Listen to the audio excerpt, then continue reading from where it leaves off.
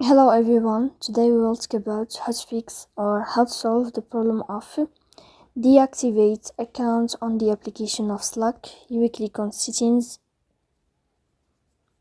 In this page you can click on apps, default apps, app settings. On above you can search about Slack and you will enter. Then you can click on first step and you can click OK. After that you'll enter to the window of storage.